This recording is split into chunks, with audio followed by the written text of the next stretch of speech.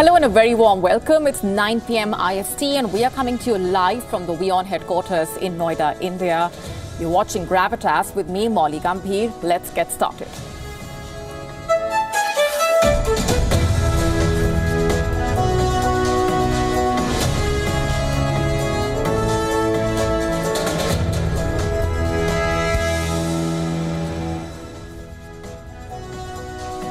Has Rishi Sunak destroyed the Conservatives? On Gravitas tonight, we break down the key takeaways of the UK election result, which left Rishi Sunak packing his bags, making Keir Starmer Britain's new Prime Minister. That's our top story tonight as we get you updates from on the ground. And here's a look at what else is lined up for you on the show. Do Democrat donors want Joe Biden to step aside? What's brewing in the camp really? Will Biden be replaced? This and more coming up shortly. Desperate times lead to desperate measures, and that is what's happening in Pakistan as the energy crisis is making the authorities resort to desperate moves. We get to the complete story. Can hippos fly? We tell you what research says and why this is significant. All this and more coming up tonight on Gravitas.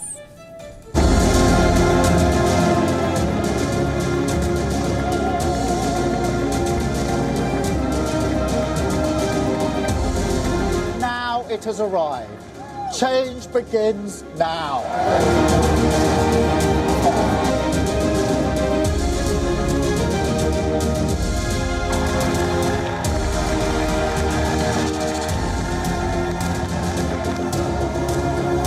The Labour Party has won this general election, and I have called Sir Keir Starmer to congratulate him on his victory.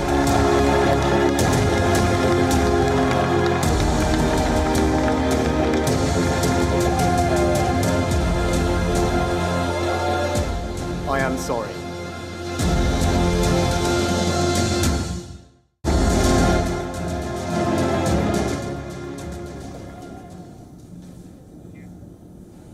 I am sorry. Those were the parting words of Rishi Sunak as he prepares to exit 10 Downing Street as the Prime Minister of the UK. A surprisingly dignified response from a leader to mark the end of a long and chaotic Tory rule in the UK. More so because it was Rishi Sunak who led the Tories to the worst electoral defeat in his party's 346-year history. So how exactly did Sunak manage to let it all fall apart for the Conservatives? Has he destroyed the Conservatives? I ask that question because the British voters decided to dump the Conservative Party. While Labour secured 412 of the 650 parliamentary seats, the Conservatives were reduced to 121. Sure, Sunak saved his seat. Many of his cabinet ministers could not. The scale of the defeat made it inevitable that Sunak, the Conservative Party's fifth leader since 2010, would have to step down as the Tory head as well. But the results have not come as a surprise, you see. Several polls predicted a rout for the Conservatives. After the 14-year rule, it has put a major question mark on the future of the 300-year-old party. But is Sunak responsible for the party's worst ever electoral performance? Well, the answer depends on who you ask, but the one point of consensus is that Sunak's decision to call for an early election proved to be fatal, both for him and for the party. It was his single catastrophic miscalculation. It sent the Tories into a death spiral. Had Sunak pushed the election to a later date, he could have taken the fight to the Labour Party.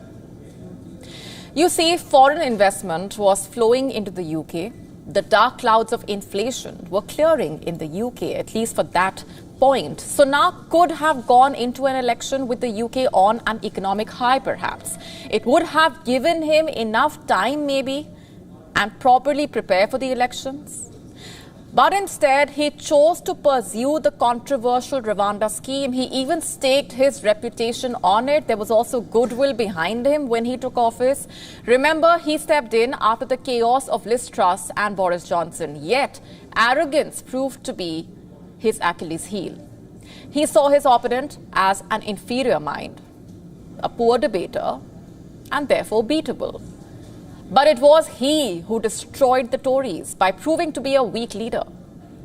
The Tory party remains deeply divided. The outgoing cabinet member, Penny Mordaunt, saying, in fact, that after she lost her seat, that the Conservative Party has taken a battering because it failed to honour the trust the people placed in it. The ousted Defence Secretary Grant Shapps said that voters have been dismayed by the Tories' inability to iron out the differences in private. And they are not wrong. The party has been hopelessly divided over the last few years. Its moderate and extremist wings have been clashing for influence, and this has created political instability in the country. The UK, remember, witnessed 4 prime ministers in just the last 8 years. The endless political soap opera of Tory politics was getting a bit too much to bear in a way. If that wasn't enough, perhaps the lowest point of Sunak's premiership came just a week after he called the vote. Sunak decided to skip commemorations for the 80th anniversary of the D-Day landings in France. He left the event early to return home for a television interview. For a lot of patriotic voters, Sunak stripped himself of any dignity that day. By deciding to abandon his emotional high point of 20th century history, it provoked outrage from Second World War veterans as well, as they accused him of letting his country down. It forced Sunak into an abject apology. As gaffes go, this proved to be the most hellish imaginable. There was no way back with the voters. And then, close to the day of the voting, media reports emerged that people close to Sunak, including his parliamentary aide, senior members of his campaign team, and a police officer who served as one of his security guards, were placing bets on the date of the election before the Prime Minister had announced it. They seem to have used inside information that they had gleaned from him in order to make a profit. And guess what? Sunak did not deny the betting allegations, and that was a final nail in the coffin. It just added to the public outcry over other Conservative scandals, most memorably the so-called Partygate. The drunken, drowning street parties that broke COVID-19 lockdown rules, remember, when Boris Johnson was the Prime Minister. And then, of course, there are the other issues in terms of the economy. The country experienced low growth. The UK is performing a lot worse than other major developed economies. In the year 2023, Britain's economy grew by just 0.1%. It also slumped into a recession early this year, and that is a big problem. You see, Sunak pitched himself as an experienced administrator. He portrayed himself as a man with a clear plan to fix the country, but he failed to pull the party out of the hole it dug itself into. And then there is the cost of living crisis, of course. Inflation has only just come down after reaching 40-year highs in October 2022. It has made the British people poor and angry. Meanwhile, Sunak only got richer. By some estimates, Sunak and his wife Akshata Murthy are worth £651 million. You know what that means? It means the British Prime Minister is richer than the King of England. He was seen as out of touch with the ordinary citizens and their issues. Unlikable, unable to make decisive moves. Tactically, Sunak came up short. The tax-cutting line he settled on in the final days of the campaign came a little too late. In the later stages of the campaign, as everything seemed to turn against Rishi Sunak, he visited a farm in Devon for a photo opportunity. He tried to feed a sheep there, but the flock ran away from the Prime Minister. His photo op failed. The video of the incident viral, inviting laughter and memes from netizens. Unfortunately for Sunak, it looked like the perfect allegory for his campaign. As now, it's not just the sheep, even the voters seem to have run away from Sunak and the Conservative Party. And what's brewing on the ground? What has the day been like? Let's go straight across to our correspondent now, who's been tracking all those updates. Thanks very much for being here on the broadcast, Oliver. Let me begin by asking you to sum up for us what the key takeaway from both the sides has really been like, given that this has been a historic mandate. Yeah, absolutely. It is a historic day here in London, in the UK. A change of government, the Labour Party coming to power for the first time since 2010, and the Conservatives out of power after 14 years of quite controversial rule, as you've just mentioned in quite a lot of detail there. But the Labour Party under Sir Keir Starmer reinvented over the past 5 years since he took charge, and are celebrating a fantastic victory, a huge mandate from the British people, albeit with not a huge voter turnout and also not a huge percentage of the vote, but a tactical, very organised campaign has seen them pick up a ream of seats they've never won before and utterly now dominate the House of Commons that we can see behind me.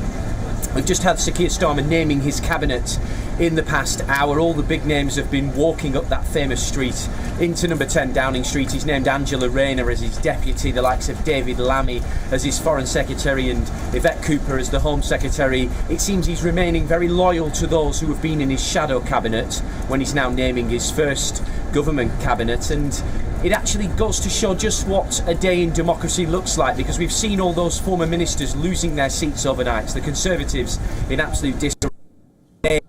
The transfer of power seamlessly passes from one party to the next. And you mentioned the Conservatives. Well, yeah, a sobering day for them, a very difficult one. Rishi Sunak admitting that he takes responsibility for the results, and they will have a lot of soul searching to do over the coming weeks and months.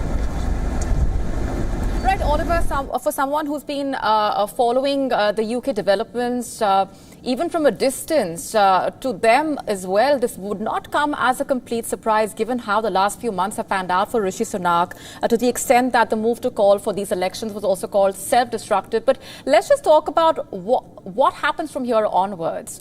How will Keir Starmer do things differently is the question. He's called it a reset already, but what really lies ahead?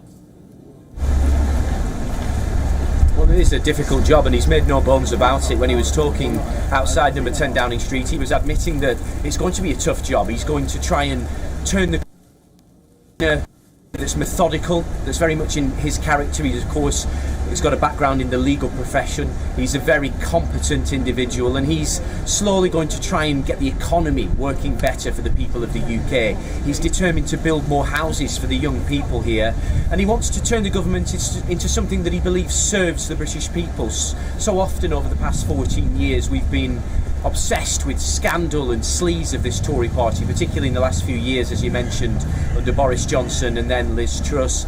Rishi Sunak, to his credit, did bring an amount of competence back to the Conservatives, but by then I think the electorate were tired. We have never seen 5 consecutive elections won by the same party, so it was a time for change. Sir Keir Starmer has been using that word, change, throughout his campaign, and now it really is the long, hard walk to try and activate some of those ideas that he's got. So it's, at the moment, Labour haven't really said too much about what they're going to do. They've just said they're going to approach things in a more competent, more serious fashion. And of course, once they've got their feet under the table, they'll have to look at the public finances, have a look at how much money is available, and then make some big decisions on how they're going to try and arrest what has been a very difficult decade for many here in the UK. And a difficult time for the economy as well. We're leaving it there for the moment. Oliver, thanks very much for joining us with all those updates.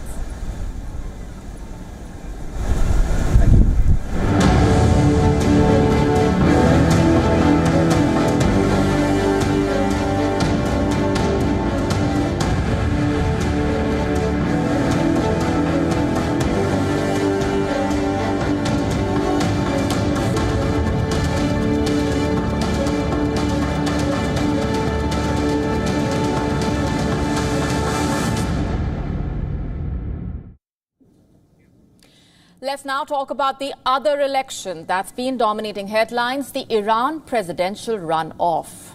It's a contest between a reformist and a hardliner.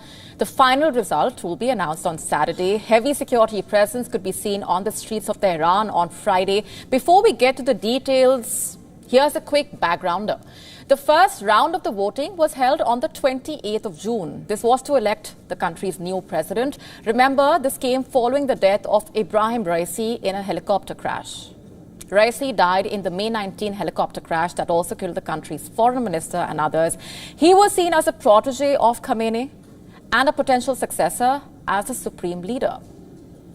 Why is this runoff being held, you ask? Because neither of the top 2 candidates won more than 50% of the votes, and so they are facing off in this runoff election. Who are they? 69-year-old Masoud Pezeshkian is a reformist. In fact, he was the sole moderate in a field of 4 candidates. And 58-year-old Saeed Jalili is a hardliner. He is a former Revolutionary Guards member. What's also interesting is how the candidacy of Pezeshkian has actually been viewed. He has also, in a way, revived cautious hopes for Iran's reformist wing. Now, what does this election mean for the country? Let's break it all down for you. First, the timing, of course. Remember, this election comes at a time of regional tensions. But the thing is, as far as the country's policies are concerned, the election is expected to have little impact.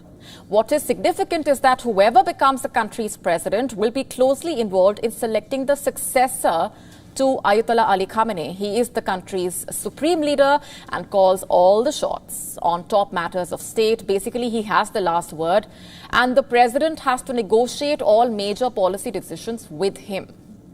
So that's why the role of the president becomes extremely significant. Khamenei, by the way, called for a higher turnout in the runoff. Emphasizing on the importance of the election, he said that the first round's participation rate was lower than expected, but also said that it was not an act against the system. The first round of voting, by the way, witnessed the lowest turnout ever for an Iranian election.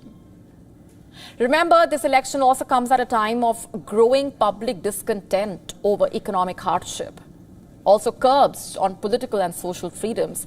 The fact is, both candidates have vowed to revive the flagging economy, and the economy is a huge issue.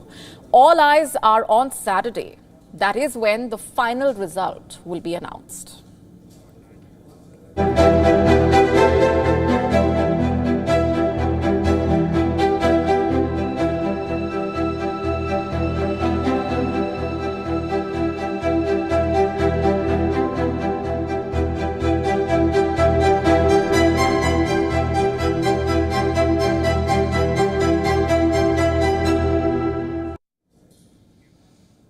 With the world increasingly mired in conflicts, more and more leaders are reaching out to find common ground.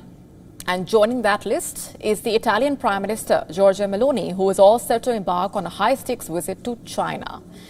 That's right. The trip, yet to be officially announced, is scheduled for July 29 to 30, and it will mark a pivotal moment in the relationship between the two sides. It's also a bold move, by the way, coming just months after Italy's exit from China's controversial Belt and Road Initiative, or BRI. Meloni's Beijing trip is no mere courtesy call. It is a calculated risk. Fresh from hosting the G7, where China, of course, was a hot topic, she is now extending an olive branch to the very country her allies view warily. Meloni's visit to China is a strategic move to balance Italy's foreign policy and economic interests. Last year, Italy made headlines by becoming the first G7 nation to exit the BRI, a global infrastructure strategy spearheaded by the Chinese President Xi Jinping. And this departure was aimed at avoiding potential backlash from the Western allies, particularly the US, that has been critical of the initiative. Before this shift, Italian leaders were regular visitors to China. In fact, in the year 2017, then Prime Minister Paolo Gentiloni attended the Belt and Road Forum, making Italy the only G7 country to endorse the BRI formally. And this decision drew criticism from the US and other Western countries wary of China's expanding influence. Meloni's upcoming discussions in Beijing are expected to focus on enhancing bilateral economic cooperation in critical sectors like clothing, chemicals, machinery, pharmaceuticals. In the year 2022, China exported goods worth $32.1 billion to Italy, while Italy's exports to China total $15.5 billion. One of the key deals on the table, including a potential investment by the Chinese car maker Dongfeng Motor in Italy, highlighting the ongoing importance of the economic partnerships. As Rome and Beijing prepare to talk business, the stakes could not be higher. The question is, will Meloni's gamble actually pay off? Or will she stumble on the global stage? One thing, though, is certain. This trip will set the tone for Europe's China relations. Meloni is not just representing Italy, after all. She is, in a way, charting a course for the entire continent.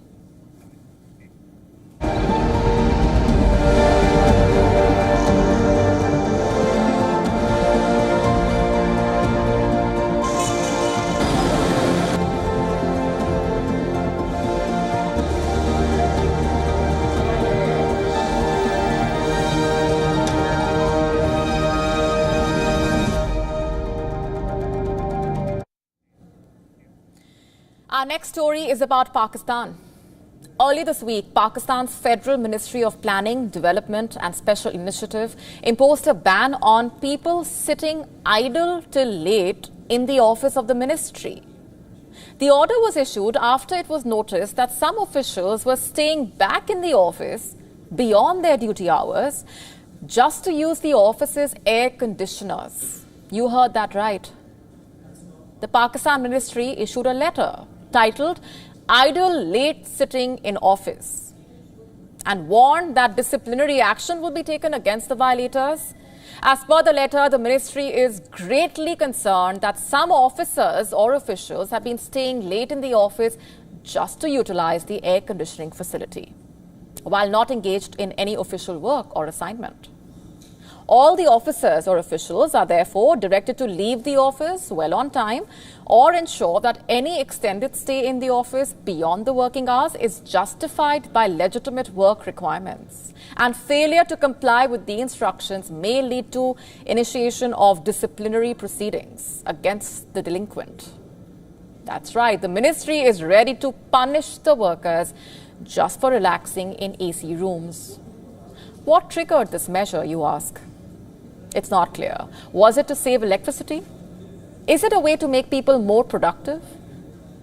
What we do know is that the heat wave in Pakistan has claimed nearly 700 lives as the cities become furnaces in a way. Hundreds of people in Quetta, in fact, stormed a power station in protest against power cuts lasting up to 20 hours a day. So dire is the situation that people stormed the local electricity supply office and ransacked the premises. Planned power cuts, also known as load shedding, are frequent in Pakistan. In Balochistan, in fact, Pakistan's largest province, power outages are prolonged due to both electricity production deficits and also unpaid bills by the consumers, affecting entire neighborhoods. But the citizens say that they are compelled to protest because of the excessive load shedding lasting for hours, despite the timely payments of bills. Remember, the country is dealing with economic woes as well as an energy crisis. And now Pakistan is pinning its hopes on Russian energy. In fact, Pakistani Prime Minister Shehbaz Sharif met the Russian President Vladimir Putin on the sidelines of the SCO summit in Astana. They discussed boosting bilateral trade and energy cooperation. Putin confirmed the start of energy supplies to Pakistan, suggesting potential for more. Supplies of our energy carriers to Pakistan have started, and we are ready to increase them. At your request, Russia tries to make its contribution to ensuring food security in Pakistan. We are increasing the supply of grains to the Pakistani market. You were very kind to promote cooperation in the field of energy, and we received shipment of oil from your great country, and I'm very grateful for that. But we really need to further move in this direction.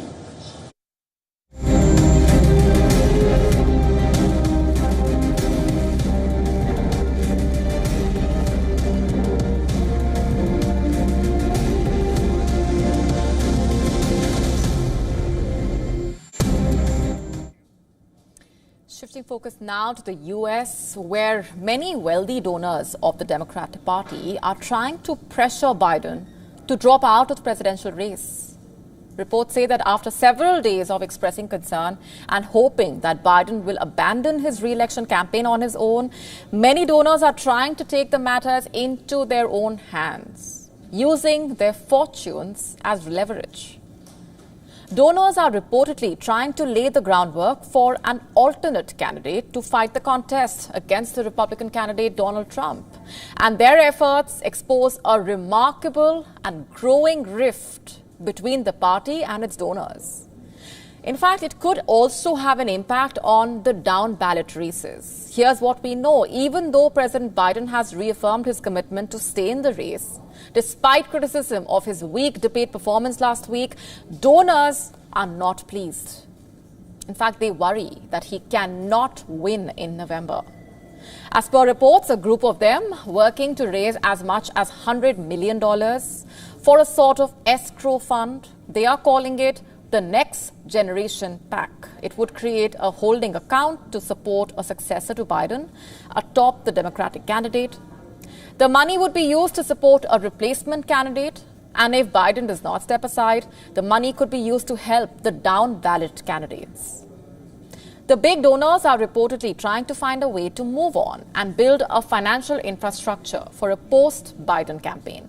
As per reports, anxious mega donors are staying quiet publicly.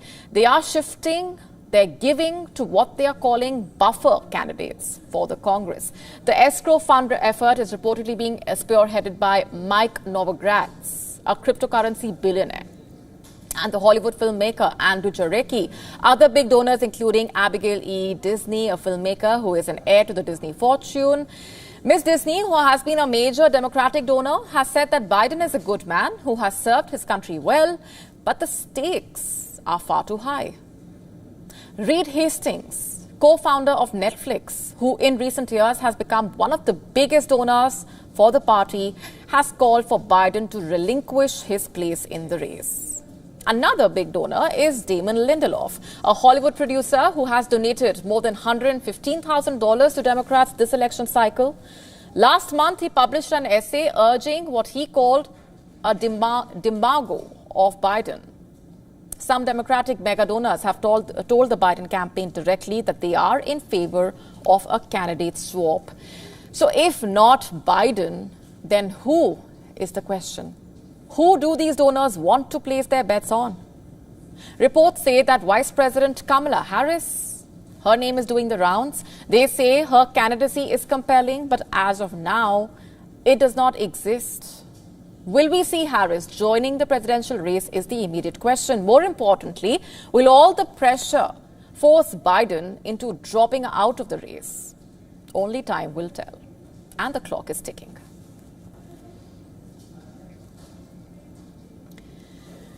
Brazil's former president Jair Bolsonaro has reportedly been indicted by the Brazilian Federal Police.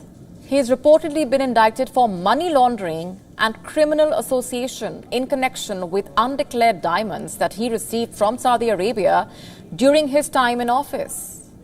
This would mark the far-right leader's second formal accusation since leaving office, with more potentially in store. Earlier in May, Bolsonaro was accused of allegedly falsifying his COVID-19 vaccination certificate. Brazil's Supreme Court is yet to receive the police report with the indictment, and once it does, the country's prosecutor general will analyze the document and decide whether to file charges and force Bolsonaro to stand trial. Last year, Brazil's federal police accused Bolsonaro of attempting to sneak in diamond jewelry reportedly worth $3 million and selling 2 luxury watches. As per the police, Bolsonaro received cash from the nearly $70,000 sale of 2 luxury watches that he received as gifts from Saudi Arabia, allegedly. Brazil requires its citizens arriving by plane from abroad to declare goods worth more than $1,000, and for any amount above that exemption, pay a tax equal to 50% of their value. This latest indictment dramatically raises the legal threats against Brazil's former president. Bolsonaro's supporters have denounced his indictment as political persecution.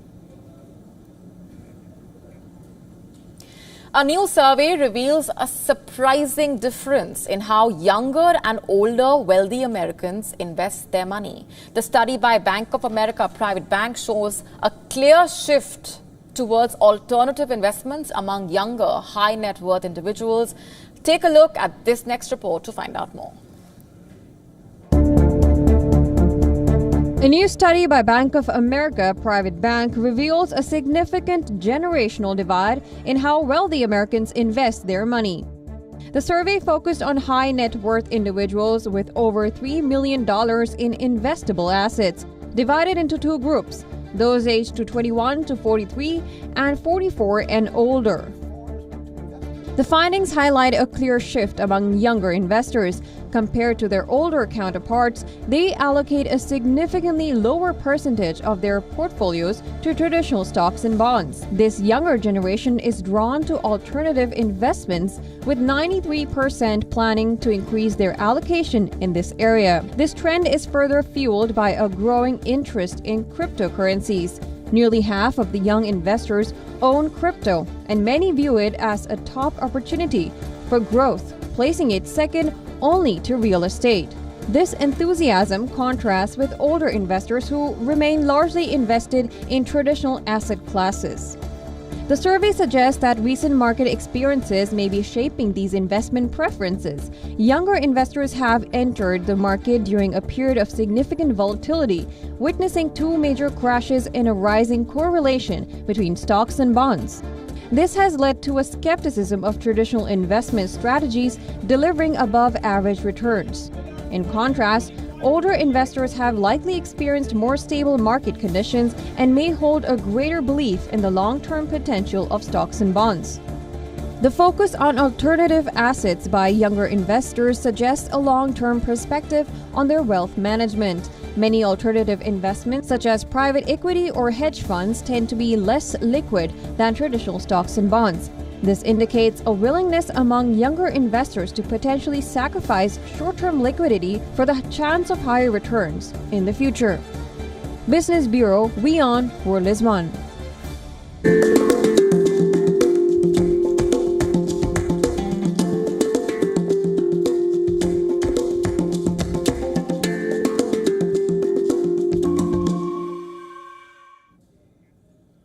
If elephants can fly, goes the famous expression. Well, it certainly is true for the equally heavyweight hippos that do fly. But it takes a scientific mind to see the thundering hulk of the hippopotamus actually becoming airborne. A flying hippo is not a tale from a children's storybook or folklore. It is a scientific revelation that's turning heads and challenging our perceptions. Picture this, a 2-ton giant known more for being in muddy waters than for athletic prowess, suddenly defying gravity. Sounds implausible, right? Yet researchers at the Royal Veterinary College have uncovered a startling truth that hippos can and do, in a sense, fly. Among the largest land animals, hippos can weigh up to 2 tons. Previously, studies suggested that these mighty creatures, like elephants, often used a standard 4-footed walk. However, new video evidence has shown that hippos manage to get all 4 feet off the ground simultaneously, about 15% of the time when they are thundering down at full speed. And this often takes place when they chase off rivals, displaying unexpected athleticism. This incredible feat is testament to the wonders of the natural world and a reminder that even the most unlikely creatures can surprise us. So the next time you see a hippo lounging in a zoo enclosure or on a nature documentary, remember, inside all that blubber lurks an improbable aviator, perhaps. They may not soar into the skies, but for a fraction of a second, these river horses do take flight and leave the ground. In the end, the flying hippo is more than just a quirky scientific footnote. They are testaments to the joy of discovery that drives scientific inquiry. Who knows what other secrets our animal friends are hiding? In the world of nature, it seems, the sky is the limit, even for a hippo. Shifting focus for now, as per a new report, the creator of ChatGPT, OpenAI, was breached by hackers last year. Cyber criminals broke into OpenAI's internal messaging systems and stole information about their artificial intelligence technologies. Reportedly, the hackers accessed an online forum where employees had been discussing OpenAI's latest technologies. However, the hackers did not get into the systems where OpenAI houses and builds its artificial intelligence. OpenAI executives informed the employees and the board about the breach in April last year. However, they chose not to go public with the breach as no customer or partner data was compromised and it was not seen as a national security risk. As per the report, executives believed the hacker was an individual with no connections to foreign governments.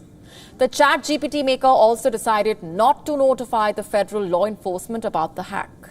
Additionally, in the month of May, OpenAI stopped 5 secret operations that attempted to misuse its AI for online deception. The Biden administration is planning to implement regulations to protect advanced US AI technology like AI models from China and Russia. In May, 16 AI companies pledged to develop their technology safely during the AI summit in South Korea. This comes as regulators globally are trying to keep pace with rapid AI advancements and their potential risks.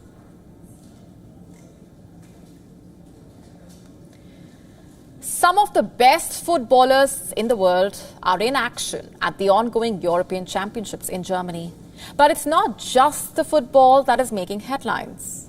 A political storm has erupted between Turkey and Germany because of a controversial gesture. Turkey defender Mary Demirel has been banned for 2 matches for a wolf salute that has far-right connotations. The defender was the unlikely hero for Turkey in their round of 16 victory over Austria early this week. But his politically charged celebration after his second goal in the match has triggered an all-out diplomatic war. So what exactly did he do?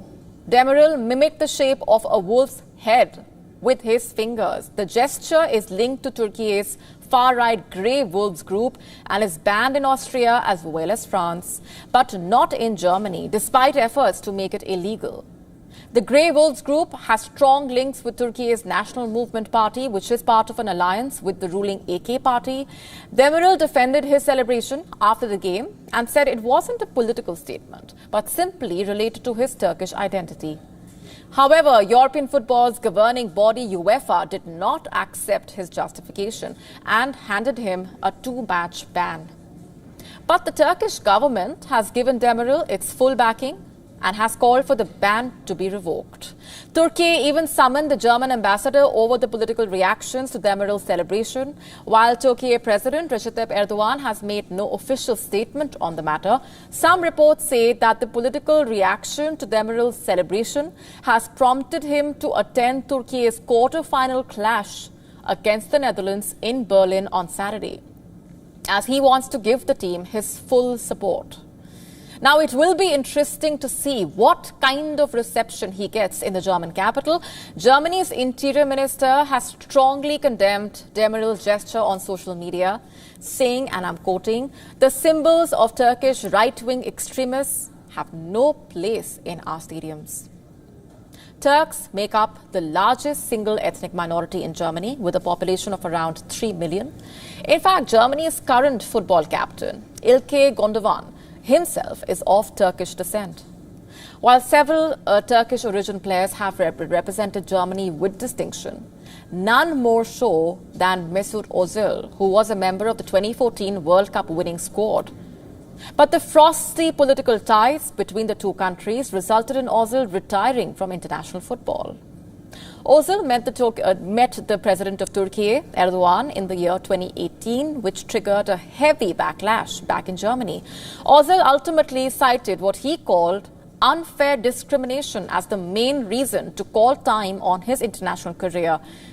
Germany and Turkey can potentially face off in the Euro 2024 final in Berlin. If that is the case, then the designated home team might not enjoy home comforts. Let me now ask you a question. Are you a Barbie lover? Did you play with the legendary doll in your childhood? If yes, our next story is for you. Take a look. Whether a president or an astronaut, a fashionista or a doctor, one gal did it all: Barbie. A new exhibition is opening at London's Design Museum today, celebrating the iconic doll's 65th anniversary. Titled Barbie, the exhibition, the show features more than 250 items from the Barbie universe, including an array of dolls showing her changing appearance, design sketches, and dream houses. It's a perfect time for this exhibition, actually. Barbie's resonance in culture has never been larger, more prominent. We had a cultural phenomenon after the release of the film. It's very gratifying to see Barbie explored in this way. No one has ever put on an exhibition that quite goes into the detail around the design process and the design thinking that goes into the brand. The exhibition's key items include the first edition of the first Barbie, released in 1959 with blonde hair, angled eyes, dressed in a black and white swimsuit, along with later models representing different races, hair textures, and shapes. Other firsts include a black Barbie and one in a wheelchair. One section dedicated to career roles includes a police officer, scientist, doctor, president, and a voter, while another focuses on Barbie's long-term companion, Ken, who was introduced in 1961. Of course, the original Barbie was exclusively imagined as a thin white woman, and over the years, Mattel, I think, have taken steps to rectify that initially quite narrow definition of what female beauty is. So I think that in today's world, they are definitely doing a significantly improved job of producing dolls and presenting those dolls to the public in a way that children who play with Barbie, whoever they are, wherever they're from, can see something of themselves in the doll. Visitors will also be able to see Surfer Girl Sunset Malibu Barbie from 1971, the groundbreaking Day Tonight Barbie from 1985 that was designed to reflect the workplace revolution for women in 1980s, and 1992's Totally Hair Barbie, the best-selling Barbie of all time, as the exhibit has been in the making for 5 years. 2023's Barbie film, directed by Greta Gerwig and starring Margot Robbie, got a slight nod in the final room. Barbie, the exhibition, will run at London's Design Museum until 23rd February 2025. Bureau Report, WION World is One.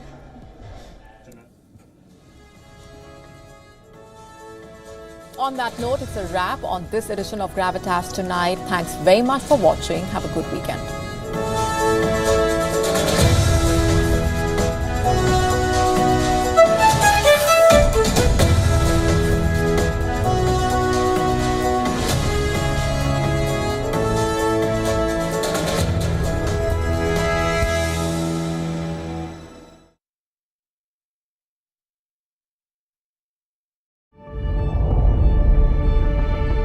The Earth is sending distress signals. Wildfires